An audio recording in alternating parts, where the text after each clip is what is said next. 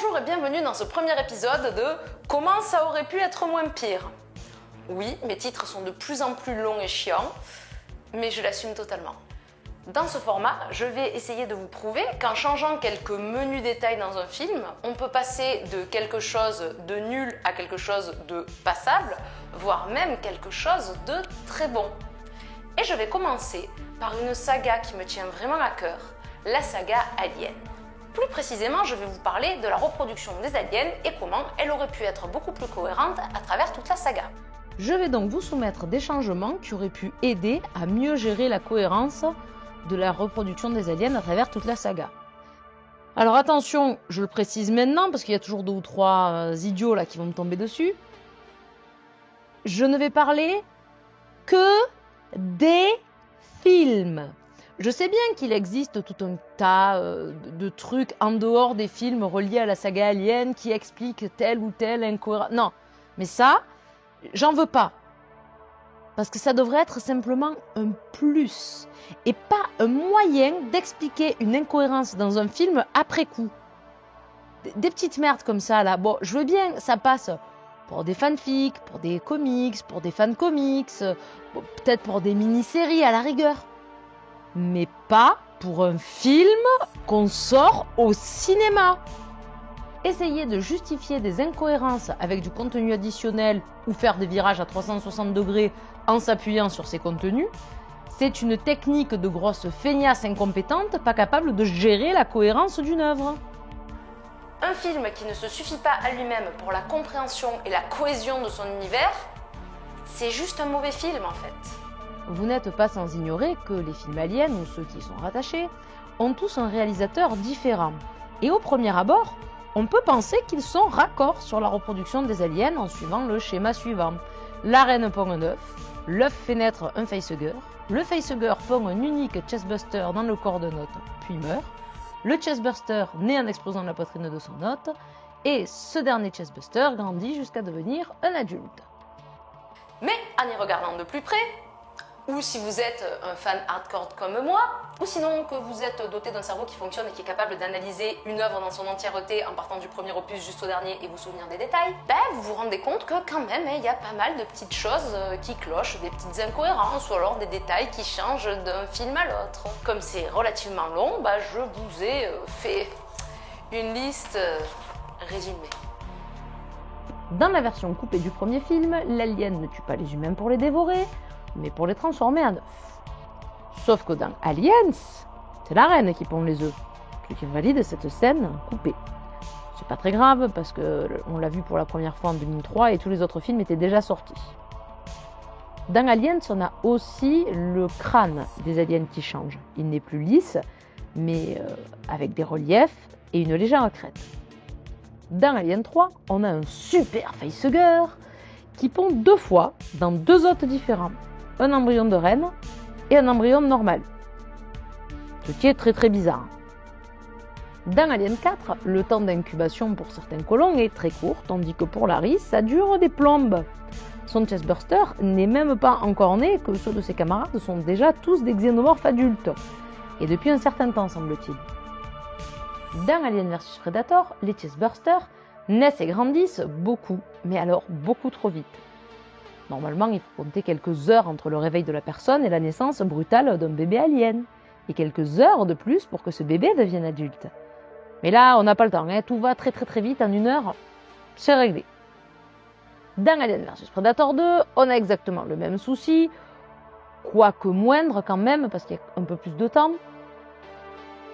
Et puis surtout que c'est rien comparé à la grosse incohérence qu'est le prédalien. Alors, moi j'adore le prédalien, c'est pas la présence du prédalien qui me dérange. C'est le fait que ce soit une reine. Oui, je sais, on ne dirait pas comme ça, mais apparemment c'est bien une reine. Alors, pourquoi normalement ce n'est pas possible que ce prédalien soit une reine? Parce que la reine ne sort pas après quelques heures d'incubation, mais plutôt après quelques jours, comme on l'a vu dans Alien 3. Ensuite, une reine qui sort d'un humain, elle est déjà bien plus balèze que ce petit prédalien là. Et je rappelle que ce prédalien est sorti d'un Predator qui est déjà beaucoup plus grand qu'un humain. Donc En toute logique, on devrait avoir une reine près d'Alien encore plus grande. Et puis, je signale qu'on avait déjà statué dans Alien 3 que la reine vient d'un facehugger spécial, ce qui n'est pas le cas de celui qui a fécondé le Predator de Alien vs Predator. Après, il y a aussi le fait qu'il pond directement dans des femmes enceintes pour se reproduire. Et parce que oui, il y en a plusieurs, les chestbusters explosent le bide des nanas et non plus la cage thoracique, ce qui ne fait plus d'eux des chestbusters, mais des bellybusters. Ce qui n'est pas plus cohérent que le reste. Entre nous. Mais c'est débile! Parce que ce con de prédalien là, pour se reproduire, il a besoin de femelles pleines, vivipares, ou du moins ovovivipares, et qui ont une bouche assez grande pour laisser passer leur appendice. C'est quand même restrictif, non, au niveau de la reproduction, tout ça. L'alien, normalement, il saute sur tous les autres qu'il peut. Là, si en plus tu comptes que les femelles elles sont fécondables qu'à un moment donné de l'année, ça va être compliqué, non? De perpétuer son espèce. Dans Prometheus, rien ne va. Tout le film à ce niveau-là, mais c'est du ratage complet. En gros, t'as pas vraiment d'aliens et la reproduction des créatures est très what the fuck. Tu comprends rien. Notons que le xénomorphe est déjà censé exister, ou du moins avoir existé, vu que nous en voyons une représentation ici. Mais en fait non, parce que rétropédalage dans Alien Covenant, on nous fait comprendre que c'est David qui va créer le xénomorphe. Enfin, le néomorphe, ce truc blanc très moche. Et le protomorphe, que j'appellerais l'alien du pauvre, ce truc est pas plus logique que le reste. Il naît en 30 secondes. Il est déjà formé en 30 secondes. Et il meurt en 30 secondes. Wow, mais qu'est-ce que tu fais là? Je vais buter Ridley Scott. Non mais ça va pas, faut vraiment te calmer là, hein. Non mais, des fois, tu vois, c'est pas fait exprès, les mecs, ils y ont pas pensé. Mais là, ce con, ça se voit qu'il le fait exprès, non?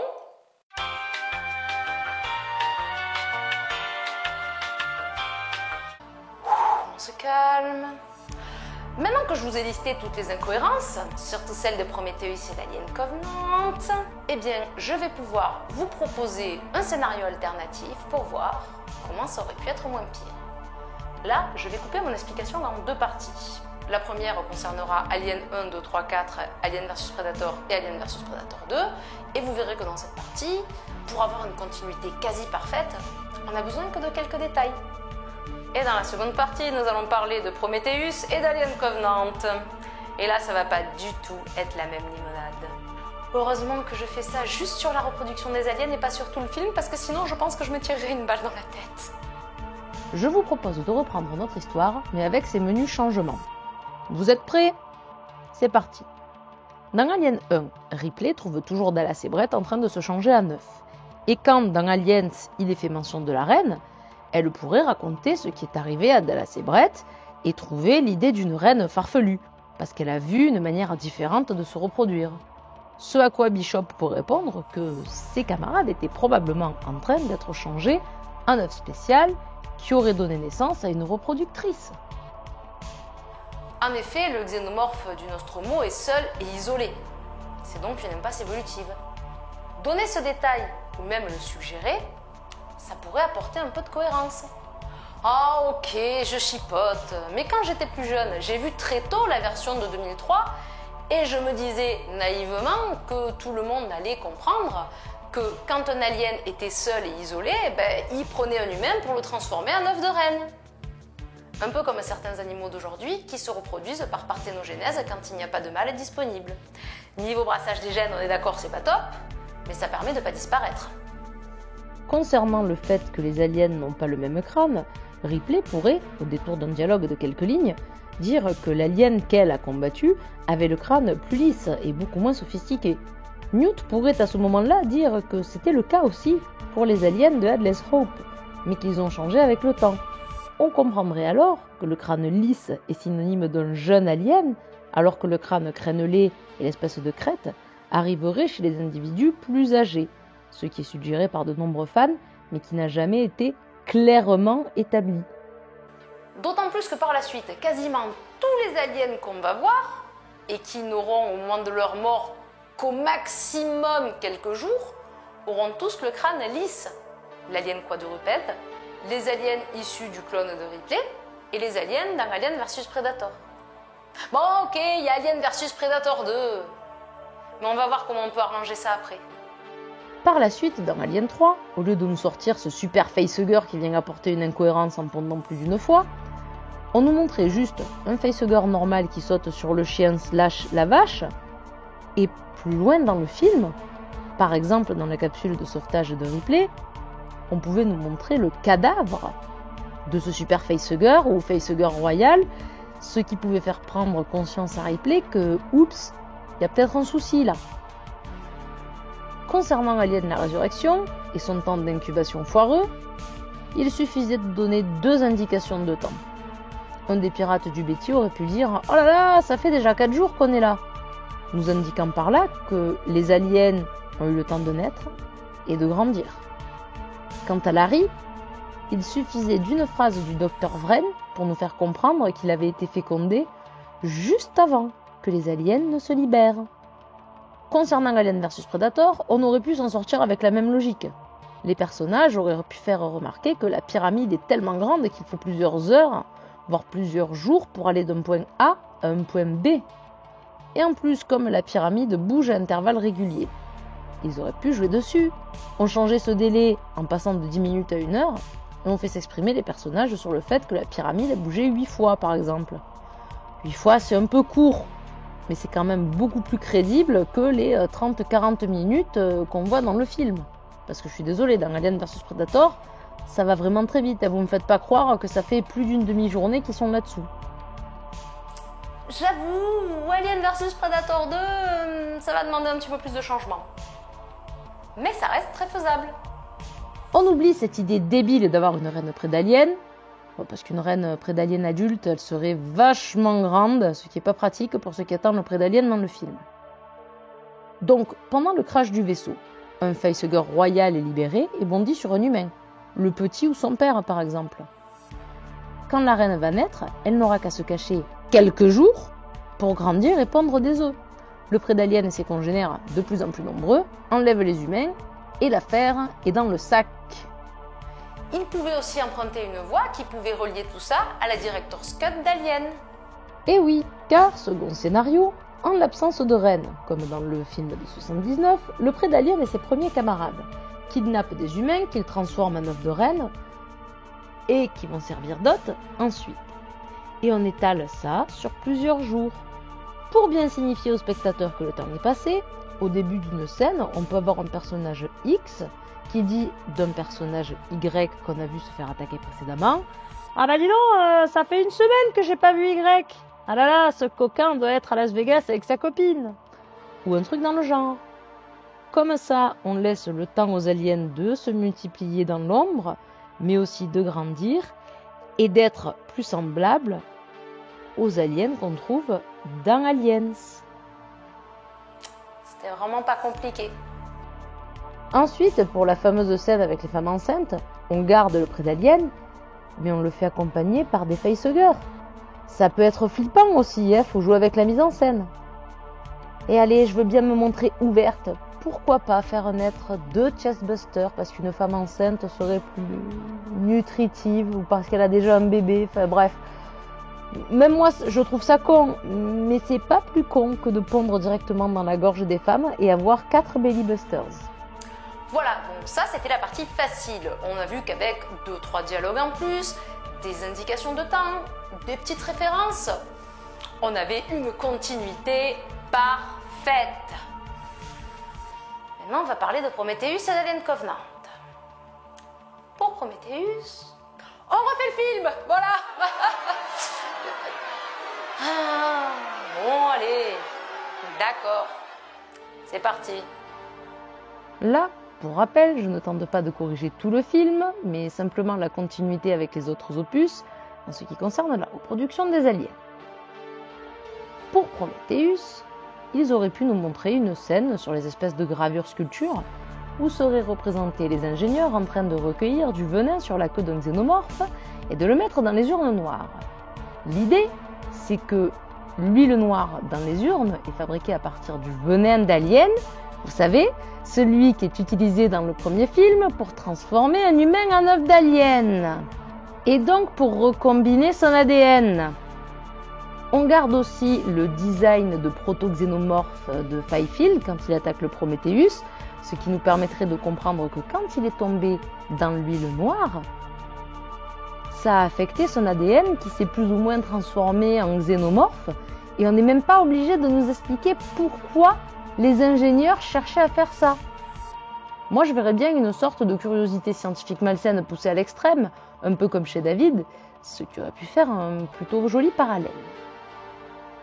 On aurait pu aussi avoir le système de surveillance des ingénieurs, le truc moche en hologramme, qui pourrait nous montrer des scènes nous faisant comprendre que cette planète est un complexe scientifico-militaire qui faisait des expériences sur l'ADN grâce au venin des aliens, et que les ingénieurs allaient décoller pour larguer cette huile sur l'humanité, pour faire une petite expérience, quand un accident est arrivé, un ingénieur contaminé par exemple, et qui a fait annuler la mission.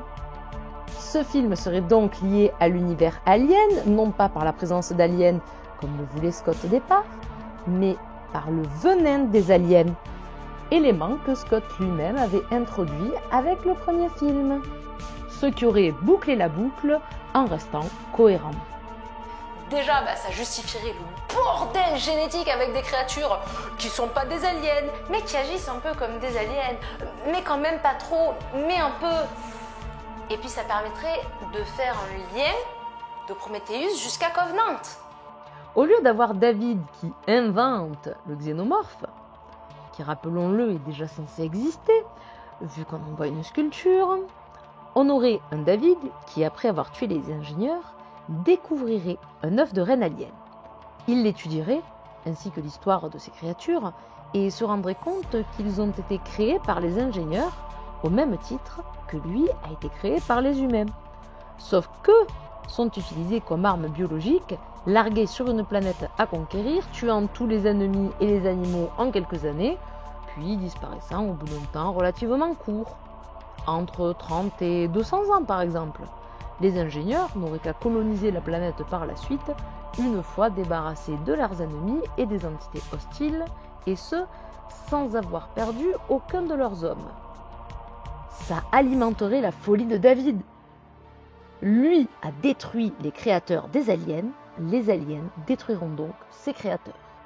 Sauf que comme il a buté tous les ingénieurs avec l'huile noire et que les bestioles qui en ont résulté n'ont qu'une vie très éphémère, il n'a plus d'hôte pour faire évoluer ses aliens. Sauf Elisabeth Shaw. Il sacrifierait donc Shaw pour avoir une reine qui pondrait plein d'autres œufs. Rappelez-vous que Shaw est stérile et que ça la travaille. David, comme c'est un androïde qui est très très mal conçu, imaginera rendre Shaw immortel à travers la descendance de la reine alien, vu qu'elle ne peut pas en avoir. On garderait les néomorphes, vu qu'ils sont issus des restes de l'huile noire, mais l'alien qui sortirait du corps de Horam à la fin serait lui issu d'un véritable œuf de la reine, et donc un véritable xénomorphe. À la fin, on se rendrait compte que David a sur lui non pas des embryons, mais du venin de la reine xénomorphe issu de Shaw, qu'il utilisera sans doute sur Danny pour poursuivre sa lignée. On est d'accord. Même comme ça, les films n'auraient pas été des chefs-d'œuvre. Mais les fans d'Alien, ils n'auraient pas eu l'impression qu'on se foutait de leur gueule. Du coup, ça aurait été moins pire. Parce que là, Ridley Scott, ce qu'il a fait avec Prometheus et Covenant, c'est qu'il n'en avait rien à péter de ce qui s'est fait avant, ou alors il l'a oublié, ou alors c'est qu'il fait exprès, hein. Attendez, mais il le fait exprès en fait. Mais oui, c'est ça. Ridley Scott veut simplement tuer la saga Alien. C'est la mode en ce moment, j'ai l'impression, de ressusciter des sagas pour les flinguer, non ? Alors ok, chaque réalisateur peut apporter quelque chose de différent à chacun des opus, on l'a bien vu dans la saga Alien. Ou alors il peut faire un film qui casse pas des briques, mais qui reste sympathique à regarder, qui s'insère bien dans la chronologie, et qui vient pas tout chambouler, en plus en étant nul. Parce que là, de plus en plus, et c'est le cas dans Prometheus, on parle de licence dont on détruit toute cohérence quand ce n'est pas le message même que porte la licence qui est réduit à néant. C'est quand même triste. C'est la fin de ce premier Comment ça aurait pu être moins pire. Excusez-moi, c'était un petit peu long, mais le sujet était quand même comasse. J'espère que ça vous a plu. Vous pouvez toujours mettre un commentaire, un petit pouce bleu, vous abonner. Moi, je vous dis à ciao. Et dans le prochain numéro de la boîte à films, on va se faire Ridley Scott. On détaille. Parce que je sais que vous aimez ça.